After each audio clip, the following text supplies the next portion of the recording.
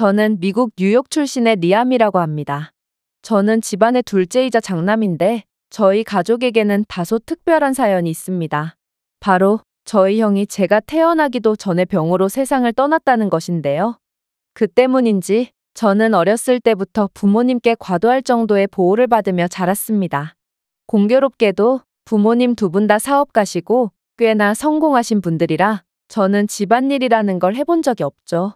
모든 일은 부모님께서 고용하신 가정부들이 도맡아 했고 제 삶은 늘 놀고 먹는 것밖에 없었습니다. 무언가를 열심히 해본 적도 해볼 생각도 없었죠.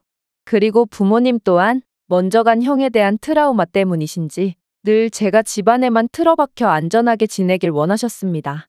결국 저는 고도비만에 심각한 골초, 알코올 중독자 수준의 알코올 의존 증세를 보이며 온갖 안 좋은 합병증을 전부 달고 살았죠. 그러다가 만난 게 바로 옆집의 한국인 성호 아저씨였습니다. 성호 아저씨는 미국으로 혼자 이주해 와서 자수성가를 한 대단한 사람이었는데요. 그는 아버지와 친분이 있어서 저희 집에 놀러 오는 경우가 많았는데 그때마다 저와 아버지께 잔소리를 해댔죠. 자네, 리암을 언제까지 저렇게 내버려 둘 건가? 자네 심정은 알겠지만 리암의 남은 인생도 존중해야 할 거 아닌가? 저는 정말 못마땅했습니다. 저는 이렇게 편한 삶이 행복한데 쟤까짓 게 뭐라고 감히 남의 인생에 훈수를 둔단 말인가요? 하지만 성호 아저씨의 설득은 끝이 없었고 결국 아버지는 아저씨의 설득에 넘어가고 말았습니다. 그래서 저는 아저씨가 운영하는 사업체에서 1년 동안 일하게 됐는데요. 저는 아버지께 맹렬히 반항했으나 아버지는 그 어느 때보다 완고하셨고 결국 저는 도축장에 끌려가는 소처럼 울부짖으며 성호 아저씨가 운영하시는 공장이 있는 볼티모어 외곽의 공업단지로 끌려가게 되었죠. 그렇게 저는 처음으로 기숙생활이라는 걸 해보게 되었는데 저는 중국인 룸메이트와 한 방을 쓰게 됐습니다. 솔직히 첫 일주일은 편했어요. 그와 저는 비슷한 성격을 가졌거든요.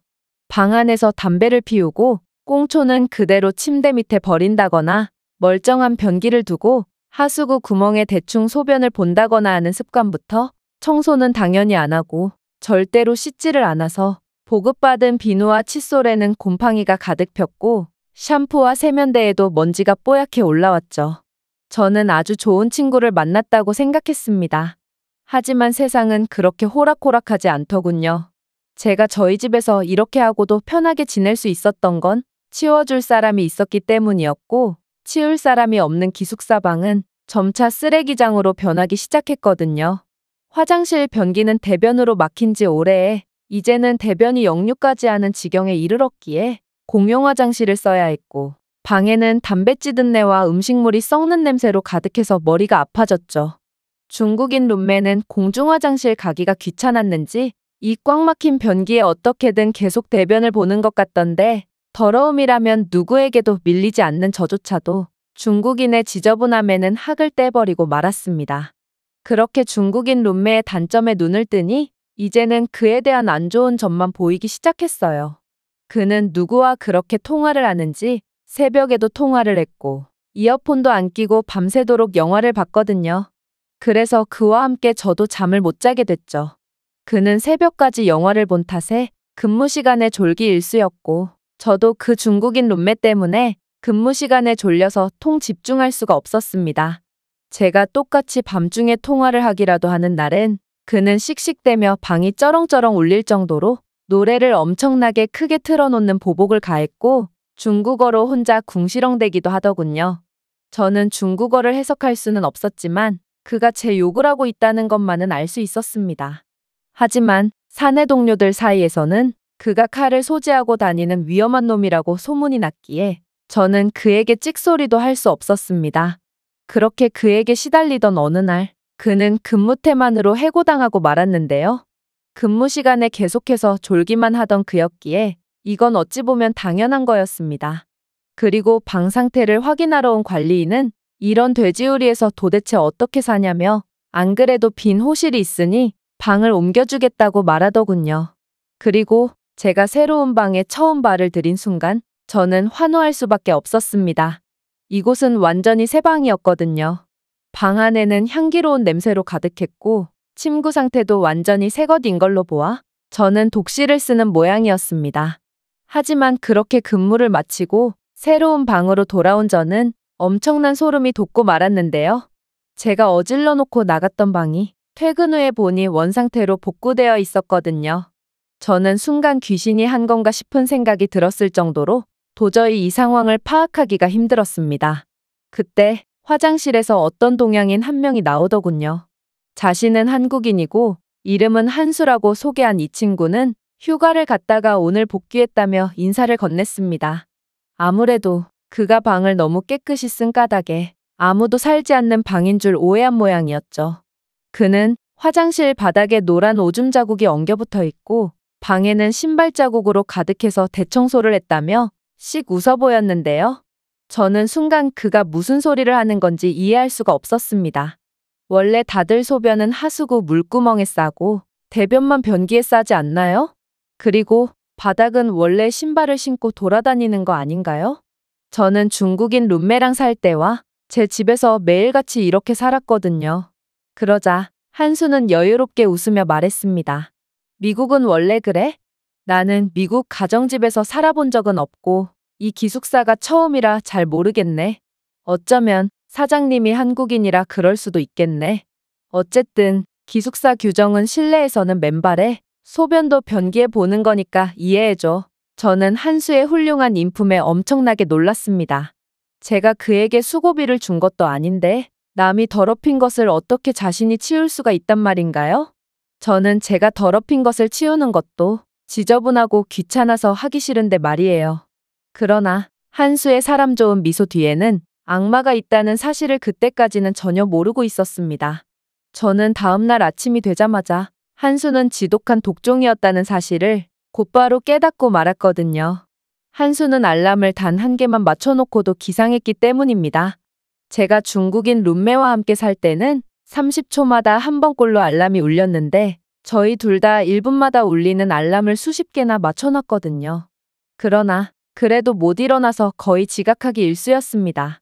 하지만 한수는 한 번의 알람, 그것도 멜로디의 도입부가 채 시작되기도 전에 일어나서 창문을 열어 환기를 시킨 뒤 샤워와 이불 개기까지 전부 마쳤습니다.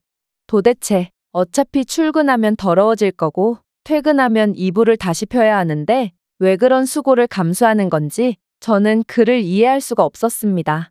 그리고 저는 어차피 씻지 않고 출근하기에 그처럼 빨리 일어날 필요도 없었죠. 하지만 한수가 계속해서 창문을 열어놓는 바람에 저는 춥고 시끄러워서 기상할 수밖에 없었고 출근 전에 딱히 할 게 없어서 샤워를 할 수밖에 없었습니다. 그 덕분에 안 씻어서 피부병 투성이었던 제 피부는 점점 깨끗해지긴 했지만 그때는 그게 죽을 것처럼 힘들었어요. 별명이 수도승일 정도로 금욕적인 생활을 하시는 아버지마저도 알람시계 3개는 구비해 두시는데 어떻게 이 한국인 녀석은 마치 알람이 울리기 전에도 깨어있던 것처럼 로봇 같은 모습을 보여줄 수 있는지 저는 한국인들은 원래 다 이런 건가 싶어 두려움마저 느꼈죠. 그러나 저는 사내 동료들에게 한수에 대한 충격적인 소문을 듣고 두려움을 넘어 경악까지 하게 되었는데요. 그 소문은 한수가 식사만 하면 양치를 하러 화장실에 간다는 거였습니다. 제가 꽤나 더러운 편이긴 하지만 제 주위에 꽤나 깔끔을 떤다 싶은 미국 친구들만 봐도 하루에 한 번 양치를 하면 많이 한 것입니다. 그런데 한수는 도대체 하루에 양치를 몇 번씩이나 하고 있는 건지 저는 그에 대한 기이한 소문을 듣고 그게 진짜인가 싶어 그를 관찰하기 시작했습니다. 맙소사, 그는 하루에 양치만 최소 3번에 샤워를 하루에 2번 할 때도 있더군요. 저보고 좀 씻으라며 매일같이 핀잔을 주시던 부지런한 아버지마저 샤워는 3일에 한 번 하면 많이 한 건데 한수는 정말 상상을 초월할 정도로 부지런했습니다. 저는 이후로 한수의 헛기침 소리만 들어도 괜히 제 몸에서 냄새가 나기 때문인 건가 싶어서 긴장했고 결국 눈치가 보여서 한수만큼은 아니지만 수도승같이 부지런한 아버지보다도 자주 씻게 되었습니다. 부모님조차 못 고친 제 악습관을 한수가 고쳐버린 것이죠. 하지만 그는 여기서 그치지 않았습니다. 그의 기행은 세탁기를 돌릴 때도 어김없었거든요. 한수는 세탁기를 돌릴 때 흰 옷과 색깔 있는 옷, 그리고 속옷 등을 전부 분리해서 돌렸는데요. 그리고 빨랫감이 얼마 쌓여 있지도 않았는데 냄새가 난다며 바로바로 세탁기를 돌려버리더군요. 제 미국인 친구들은 세탁기에 옷들이 꽉 차게 들어갈 때까지 모아뒀다가 세탁기를 돌리고 속옷과 흰옷, 심지어 신발까지 전부 넣고 돌리기에 한수의 이런 세탁기 사용 모습은 제게 충격으로 다가왔습니다. 심지어 중국인 룸메는 신발뿐만 아니라 베개, 가방, 심지어 자신이 쓰던 피와 고름이 잔뜩 묻어있는 붕대까지 재활용하겠다며 세탁기에 넣어댔는데 그는 마치 세탁기를 뭐든지 세탁해주는 마법의 기구쯤으로 생각했죠. 하지만 한수는 독종 같은 모습으로 조금의 더러움도 용납하지 않고 있었습니다.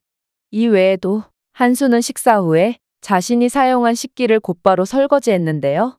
제가 이 모습에 경악을 금치 못하고 한국인들은 원래 이렇게 다 독종이냐고 물어보니 한수는 한국인들은 원래 해야 할 일을 미루지 않는다며 어차피 해야 할 일을 미룬다고 안 하게 되는 것도 아닌데 그럴 이유가 뭐가 있냐고 대답하더라고요. 미국에서는 가정부조차 어느 정도의 설거지는 미루곤 하는데 한국인들은 조금의 나태함도 허용하지 않았던 것입니다. 그는 제게 자신의 생활 습관을 강요하진 않았지만 제가 눈치가 보여서 한수처럼 생활하게 되더군요. 규칙적인 청소, 주말 운동 등 눈치가 보여서 따라하게 된 그의 생활 습관은 처음에는 차라리 죽는 게 낫겠다 싶을 정도로 고통스러웠지만 어느새 제게 익숙해지더군요. 그리고 직장 동료들 사이에서 제가 한수와 함께 살더니 드디어 미쳐버렸다는 소문까지 돌게 되었을 때쯤 제 피부병은 전부 사라져 있고 운동도 별로 안 했는데 살도 20kg이 나빠져 있었습니다. 그저 한국인들의 생활 습관 하나만 따라했을 뿐인데 돈을 그렇게나 쏟아도 고쳐지지 않던 체중과 피부가 엄청나게 개선된 것입니다. 그러나 저는 도대체 이해가 안 돼서 물어봤습니다. 부지런해지고 싶다고 부지런해질 수 있는 게 아닌데 어떻게 한국인들은 다른 나라 사람들과 비교했을 때 압도적인 부지런함과 성실함을 가질 수 있게 된 거냐고 말이죠. 그러자 한수는 조금 고민하더니 자신의 가족 이야기를 들려주기 시작했어요. 글쎄, 나는 내가 부지런하다고 생각해 본 적이 없어. 사실 나는 한국에서 조부모님 그리고 부모님과 함께 살았거든. 꽤나 대가족이지. 조부모님은 나보다 훨씬 열심히 사셨고 그야말로 젊음을 일과 자식 교육에만 전부 투자하셨다고 해. 당연히 쉬는 날과 주말을 전부 반납하고 일만 하셨고 결국 우리 조부모님 세대가 부지런함과 성실함으로 젊음을 희생하셨기에 한국이 경제대국으로 올라서는 발판을 마련할 수 있었지. 부모님 세대도 마찬가지야. 우리 부모님도 조부모님과 똑같이 일과 자식 교육에만 힘쓰셨거든. 그렇게 여러 세대가 바통을 이어받으며 믿기지 않는 성실과 희생정신을 보여준 결과 가난했던 한국은 드디어 선진국이자 경제대국으로 발돋움할 수 있었고 그들의 희생을 통해 이뤄낸 것들을 생각해 본다면 내 부지런함쯤은 아무것도 아니라고 생각해. 적어도 우리는 주말과 휴일마다 쉴 수 있고 밤늦게까지 일하지 않아도 충분히 먹고 살 수 있잖아. 난 우리나라의 자랑스러운 선배님들만 생각하면 아무리 힘들어도 아침마다 저절로 눈이 떠지더라. 놀라웠습니다. 저는 그저 아침 일찍 일어나기 싫다며 씻기 싫다며 한국에 가기 싫다며 매일같이 부모님께 투정만 부렸지만 한국인들은 각 세대끼리 끈끈한 교감을 이루고 있었고 서로를 존중하며 멋진 문화를 계속해서 유지하고 있었거든요. 그리고 한수의 말을 들은 저는 그렇게나 싫어하던 성우 아저씨도 이해하게 되었습니다. 솔직히 저희 부모님은 원래부터 부자 출신이라 도전할 기회가 많았을 것입니다. 하지만 아버지 친구인 성우 아저씨는 그저 성실함과 노력 하나만으로 이 자리에 올라선 것이었기 때문이죠. 그리고 이러한 성실함이 인생을 얼마나 가치 있게 만들어주는지, 그리고 사람을 얼마나 바뀌게 하는지 그 누구보다 잘 알고 계신 아저씨는 저를 위해서 쓴소리를 아끼지 않으셨고 결국 저를 변화시켜 주신 것입니다. 그렇게 전과는 완전히 달라진 지금의 저는 한국인들처럼 남부끄럽지 않은 인생을 살아야겠다고 다짐하게 되었습니다. 그리고 저는 한국인들의 정신을 본받기 위해 성우 아저씨 밑에서 3년간 더 일해보려고 하는데요. 그에게 일을 배워서 저도 저만의 아이디어로 사업체를 꾸려보고 싶거든요. 혹시 아나요? 과거의 저처럼 나태함에 파묻혀 죽어가는 사람을 한국인처럼 변화한 제가 구원할지 말이에요. 이 외국인의 글은 여기까지입니다. 한국인을 만난 뒤 인생이 바뀐 미국인의 사연이었습니다. 제가 준비해온 내용은 여기까지입니다. 끝까지 시청해주셔서 진심으로 감사드리며 여러분들의 구독과 좋아요, 알림 설정은 영상 제작에 큰 힘이 됩니다. 이상 세모튜브였습니다.